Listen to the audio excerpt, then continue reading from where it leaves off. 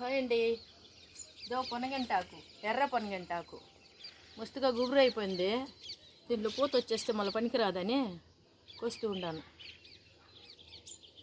ఇప్పుడు 2 గంటలు కోసిండాను.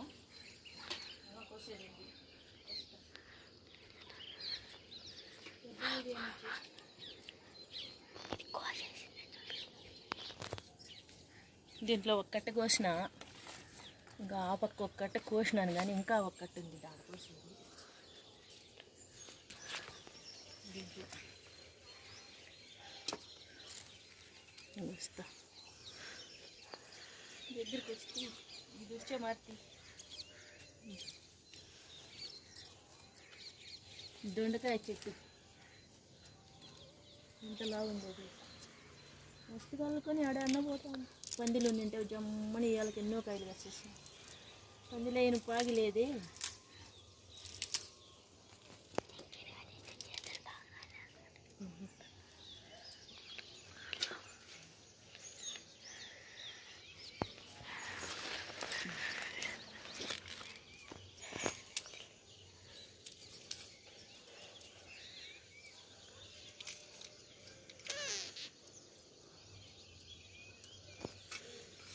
పూత వచ్చేస్తుంది. చూడకుండా చేసినాను.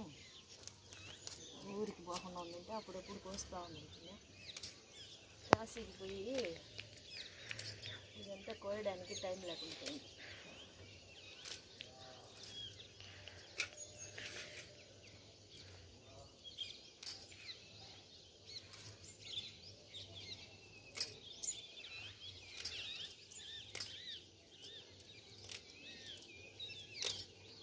కోసేసిన ఇంకొక 10-15 దినాలకు మళ్ళీ 15 దినాల తర్వాత మళ్ళీ పెరిగిపోతుంది మస్తు.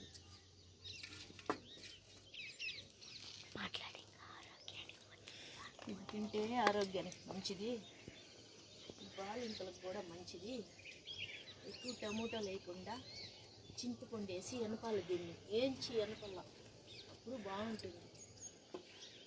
ఇది ఎవరు తిన్నా మంచిది ఒళ్ళికి. ఎర్ర పొనగంట కన్నుకు మంచిది, బాగా కన్ను కనిపిస్తాయి. పిల్లలకు కూడా మంచిది, బాలింతలకు కూడా మంచిది.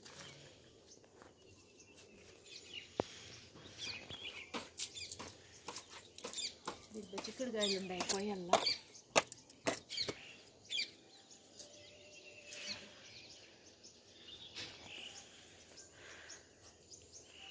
తోకలు ఉన్నాయి, అటుపక్క ఉన్నాయి. కోయడానికి కష్టమవుతుంది. దూరి దూరి దూరి తల దూరించి అటుపక్క చేయి పెట్టి అందుకొని ఆ పక్కే ఒక కోసేదానికి పాగిలేదు, ఆ పక్క కోసేదానికి పాగిలేదు.